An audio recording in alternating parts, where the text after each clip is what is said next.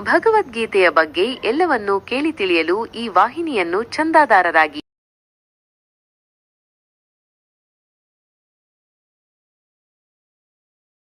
ಶ್ಲೋಕ ಅಥ ಚೈನಂ ನಿತ್ಯಜಾತಂ ನಿತ್ಯಂ ವಾ ಮನ್ಯಸೇ ಮೃತಂ ತಥಾಪಿ ತ್ವಂ ಮಹಾಬಾಹೋ ನೈವಂ ಶೋಚಿತುಮರ್ಹಸಿ.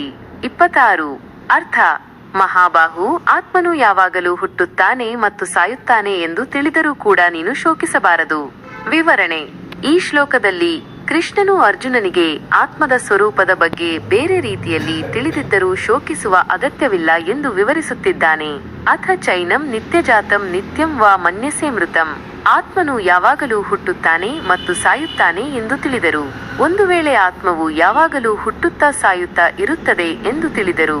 ತಥಾಪಿ ತ್ವಂ ಮಹಾಬಾಹೋ ನೈವಂ ಶೋಚಿತುಮರ್ಹಸಿ. ಮಹಾಬಾಹು, ಶೋಕಿಸಬಾರದು. ಆತ್ಮದ ಸ್ವರೂಪವು ನಿತ್ಯವಾಗಿ ಹುಟ್ಟಿ ಸಾಯುವಂತಿದ್ದರೆ ಅದಕ್ಕಾಗಿ ದುಃಖಿಸುವ ಅಗತ್ಯವಿಲ್ಲ ಎಂದು ಕೃಷ್ಣನು ಅರ್ಜುನನಿಗೆ ವಿವರಿಸುತ್ತಿದ್ದಾನೆ. ಆತ್ಮವು ಸದಾಕಾಲ ಹುಟ್ಟಿ ಸಾಯುತ್ತಾ ಇದ್ದರೂ ಕೂಡ ಅದರ ಬಗ್ಗೆ ದುಃಖಿಸಬಾರದು. ಆತ್ಮದ ಸ್ವರೂಪವನ್ನು ಹೇಗೆ ತಿಳಿದಿದ್ದರೂ ಶೋಕಿಸುವುದು ವ್ಯರ್ಥ. ಈ ಜ್ಞಾನವು ಅರ್ಜುನನ ದುಃಖವನ್ನು ಕಡಿಮೆ ಮಾಡಲು ಸಹಾಯ ಮಾಡುತ್ತದೆ. ಈ ಶ್ಲೋಕವು ಆತ್ಮದ ಸ್ವರೂಪದ ಬಗ್ಗೆ ತಿಳುವಳಿಕೆಯಲ್ಲಿ ಭೇದಗಳು ಇರುವಾಗಲೂ ಕರ್ಮ ಮಾಡಲೇಬೇಕು ಎಂಬುದನ್ನು ಸೂಚಿಸುತ್ತದೆ. ಶ್ಲೋಕ ಜಾತಸ್ಯ ಹಿ ಧ್ರುವೋ ಮೃತ್ಯುರ್ಧ್ರುವಂ ಜನ್ಮ ಮೃತಸ್ಯ ಚ ತಸ್ಮಾದ ಪರಿಹಾರ್ಯೇಲರ್ಥೇನ ತ್ವಂ ಶೋಚಿತುಮರ್ಹಸಿ. 27. ಅರ್ಥ: ಹುಟ್ಟಿದವನಿಗೆ ಮರಣವು ಧ್ರುವವು, ಸತ್ತವನಿಗೆ ಜನ್ಮವು ಧ್ರುವವು. ಆದ್ದರಿಂದ ಪರಿಹಾರವಿಲ್ಲದ ಅನಿವಾರ್ಯ ವಿಷಯದ ಬಗ್ಗೆ ಶೋಕಿಸಬಾರದು. ವಿವರಣೆ: ಈ ಶ್ಲೋಕದಲ್ಲಿ ಕೃಷ್ಣನು ಜನನ ಮರಣಗಳ ಚಕ್ರವು ಅನಿವಾರ್ಯವೆಂದು ಹೇಳುತ್ತಾ ಅರ್ಜುನನು ಶೋಕಿಸುವುದನ್ನು ಬಿಡಬೇಕು ಎಂದು ವಿವರಿಸುತ್ತಿದ್ದಾನೆ. ಜಾತಸ್ಯ ಹಿ ಧ್ರುವೋ ಮೃತ್ಯುರ್ಧ್ರುವಂ ಜನ್ಮ ಮೃತಸ್ಯ ಚ. ಹುಟ್ಟಿದವನಿಗೆ ಮರಣವು ಧ್ರುವವು, ಸತ್ತವನಿಗೆ ಜನ್ಮವು ಧ್ರುವವು. ಯಾರು ಹುಟ್ಟಿದ್ದಾರೋ ಅವರಿಗೆ ಮರಣ ನಿಶ್ಚಿತ ಮತ್ತು ಮರಣ ಹೊಂದಿದವರಿಗೆ ಪುನರ್ಜನ್ಮ ನಿಶ್ಚಿತ. ಇದು ಪ್ರಕೃತಿಯ ನಿಯಮ. ತಸ್ಮಾದ ಪರಿಹಾರ್ಯೇಲರ್ಥೇನ ತ್ವಂ ಶೋಚಿತುಮರ್ಹಸಿ. ಆದ್ದರಿಂದ ಪರಿಹಾರವಿಲ್ಲದ ಅನಿವಾರ್ಯ ವಿಷಯದ ಬಗ್ಗೆ ಶೋಕಿಸಬಾರದು. ಜನನ ಮರಣಗಳ ಚಕ್ರವು ಅನಿವಾರ್ಯವಾದದ್ದರಿಂದ ಅದರ ಬಗ್ಗೆ ದುಃಖಿಸುವುದು ವ್ಯರ್ಥ. ಅರ್ಜುನನು ಈ ಸತ್ಯವನ್ನು ತಿಳಿದುಕೊಳ್ಳಬೇಕು ಮತ್ತು ತನ್ನ ಕರ್ತವ್ಯವನ್ನು ಮಾಡಬೇಕು ಎಂದು ಕೃಷ್ಣನು ಅರ್ಜುನನಿಗೆ ವಿವರಿಸುತ್ತಿದ್ದಾನೆ. ಜನನ ಮರಣಗಳು ಪ್ರಕೃತಿಯ ಅನಿವಾರ್ಯ ನಿಯಮಗಳು. ಅವುಗಳನ್ನು ತಪ್ಪಿಸಲು ಸಾಧ್ಯವಿಲ್ಲ. ಈ ಅನಿವಾರ್ಯ ಸಂಗತಿಗಳ ಬಗ್ಗೆ ದುಃಖಿಸುವುದು ವ್ಯರ್ಥ ಮತ್ತು ಅಜ್ಞಾನದ ಸಂಕೇತ. ಅರ್ಜುನನು ತನ್ನ ಕರ್ತವ್ಯವನ್ನು ನಿರ್ವಹಿಸಲು ಮತ್ತು ಯುದ್ಧದಲ್ಲಿ ಹೋರಾಡಲು ಪ್ರೇರೇಪಿಸಲ್ಪಟ್ಟಿದ್ದಾನೆ. ಈ ಶ್ಲೋಕವು ಜೀವನದ ಅನಿವಾರ್ಯ ಸತ್ಯಗಳ ಬಗ್ಗೆ ಅರಿವಿರಬೇಕು ಎಂದು ತಿಳಿಸುತ್ತದೆ. ಶ್ಲೋಕ ಅವ್ಯಕ್ತಾದೀನಿ ಭೂತಾನಿ ವ್ಯಕ್ತಮಧ್ಯಾನಿ ಭಾರತ ಅವ್ಯಕ್ತ ನಿಧನಾನ್ಯೇವ ತತ್ರಕ ಪರಿವೇದನ. 28. ಅರ್ಥ: ಭಾರತ, ಎಲ್ಲ ಪ್ರಾಣಿಗಳು ಹುಟ್ಟುವ ಮೊದಲು ಅವ್ಯಕ್ತಗಳು, ಮಧ್ಯದಲ್ಲಿ ವ್ಯಕ್ತಗಳಾಗುತ್ತವೆ ಮತ್ತು ಮರಣದ ನಂತರ ಅವ್ಯಕ್ತಗಳಾಗುತ್ತವೆ. ಅಲ್ಲಿ ಶೋಕಿಸಲು ಕಾರಣವೇನು? ವಿವರಣೆ: ಈ ಶ್ಲೋಕದಲ್ಲಿ ಕೃಷ್ಣನು ಪ್ರಾಣಿಗಳ ಹುಟ್ಟು ಮತ್ತು ಸಾವಿನ ಸ್ವರೂಪವು ಅವ್ಯಕ್ತದಿಂದ ವ್ಯಕ್ತ ಮತ್ತು ಮತ್ತೆ ಅವ್ಯಕ್ತಕ್ಕೆ ಎಂದು ವಿವರಿಸುತ್ತಿದ್ದಾನೆ ಮತ್ತು ಶೋಕಿಸುವುದರಲ್ಲಿ ಅರ್ಥವಿಲ್ಲ ಎಂದು ಅರ್ಜುನನಿಗೆ ತಿಳಿಸುತ್ತಿದ್ದಾನೆ. ಅವ್ಯಕ್ತಾದೀನಿ ಭೂತಾನಿ ವ್ಯಕ್ತಮಧ್ಯಾನಿ ಭಾರತ. ಭಾರತ, ಎಲ್ಲ ಪ್ರಾಣಿಗಳು ಹುಟ್ಟುವ ಮೊದಲು ಅವ್ಯಕ್ತಗಳು, ಮಧ್ಯದಲ್ಲಿ ವ್ಯಕ್ತಗಳಾಗುತ್ತವೆ. ಎಲ್ಲ ಪ್ರಾಣಿಗಳು ಹುಟ್ಟುವ ಮೊದಲು ಅವ್ಯಕ್ತವಾಗಿದ್ದವು. ಗೋಚರಿಸದ ಸ್ಥಿತಿ ಜೀವನದಲ್ಲಿ ವ್ಯಕ್ತವಾಗುತ್ತವೆ. ಗೋಚರಿಸುವ ಸ್ಥಿತಿ ಅವ್ಯಕ್ತ ನಿಧನಾನ್ಯೇವ ತತ್ರಕ ಪರಿವೇದನ. ಮರಣದ ನಂತರ ಅವ್ಯಕ್ತಗಳಾಗುತ್ತವೆ. ಅಲ್ಲಿ ಶೋಕಿಸಲು ಕಾರಣವೇನು?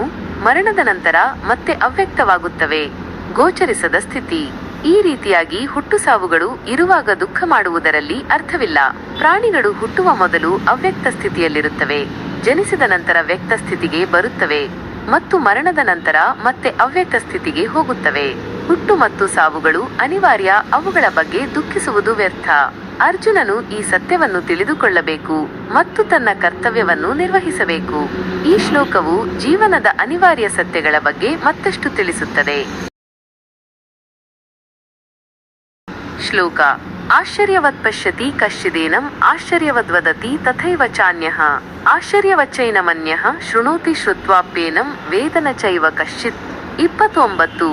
ಅರ್ಥ: ಕೆಲವರು ಈ ಆತ್ಮನನ್ನು ಆಶ್ಚರ್ಯದಂತೆ ನೋಡುತ್ತಾರೆ, ಕೆಲವರು ಇದರ ಬಗ್ಗೆ ಆಶ್ಚರ್ಯದಂತೆ ಹೇಳುತ್ತಾರೆ, ಕೆಲವರು ಇದನ್ನು ಆಶ್ಚರ್ಯದಂತೆ ಕೇಳುತ್ತಾರೆ ಮತ್ತು ಕೇಳಿದರೂ ಕೂಡ ಯಾರೂ ಇದನ್ನು ತಿಳಿಯುವುದಿಲ್ಲ.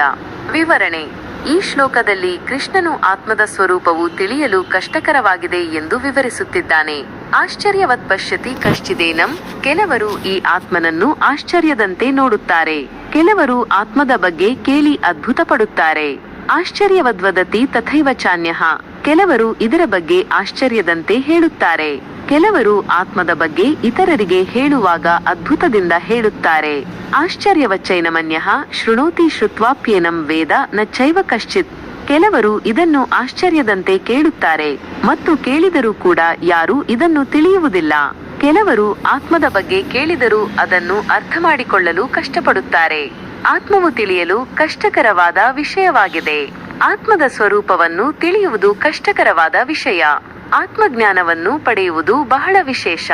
ಆತ್ಮದ ಬಗ್ಗೆ ಕೇಳಿದರೂ ಅದನ್ನು ಸಂಪೂರ್ಣವಾಗಿ ಅರ್ಥ ಮಾಡಿಕೊಳ್ಳಲು ಕಷ್ಟವಾಗುತ್ತದೆ. ಈ ಶ್ಲೋಕವು ಆತ್ಮಜ್ಞಾನದ ಮಹತ್ವವನ್ನು ಹಾಗೂ ಅದನ್ನು ಪಡೆಯುವುದು ಕಷ್ಟ ಎನ್ನುವುದನ್ನು ತಿಳಿಸುತ್ತದೆ.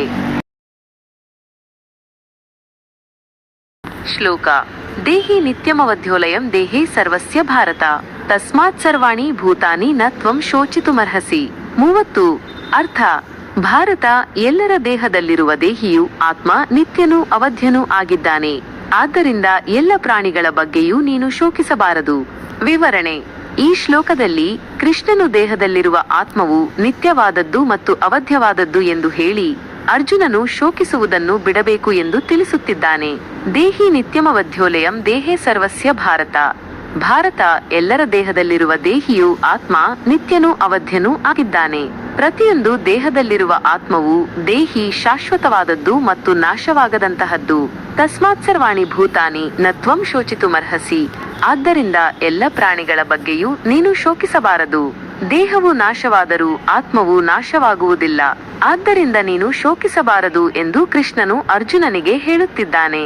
ಪ್ರತಿಯೊಂದು ದೇಹದಲ್ಲಿರುವ ಆತ್ಮವು ಶಾಶ್ವತವಾದದ್ದು ಮತ್ತು ನಾಶವಾಗದಂತಹದ್ದು. ದೇಹವು ನಾಶವಾದರೂ ಆತ್ಮವು ನಾಶವಾಗುವುದಿಲ್ಲ. ಆತ್ಮದ ಈ ಸ್ವರೂಪವನ್ನು ತಿಳಿದುಕೊಳ್ಳುವುದರಿಂದ ಅರ್ಜುನನ ದುಃಖವು ಕಡಿಮೆಯಾಗುತ್ತದೆ ಮತ್ತು ಯುದ್ಧದಲ್ಲಿ ಹೋರಾಡುವ ತನ್ನ ಕರ್ತವ್ಯವನ್ನು ನಿರ್ವಹಿಸಲು ಪ್ರೇರೇಪಿಸುತ್ತಾನೆ. ಈ ಶ್ಲೋಕವು ಆತ್ಮಜ್ಞಾನದ ಮಹತ್ವವನ್ನು ತಿಳಿಸುತ್ತದೆ ಹಾಗೂ ಆತ್ಮಜ್ಞಾನ ಪಡೆದವರು ದುಃಖಿಸುವ ಅಗತ್ಯವಿಲ್ಲ ಎಂದು ವಿವರಿಸುತ್ತದೆ.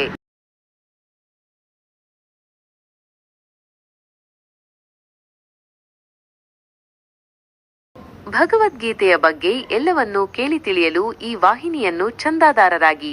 ಭಗವದ್ಗೀತೆಯ ಬಗ್ಗೆ ಎಲ್ಲವನ್ನೂ ಕೇಳಿ ತಿಳಿಯಲು ಈ ವಾಹಿನಿಯನ್ನು ಚಂದಾದಾರರಾಗಿ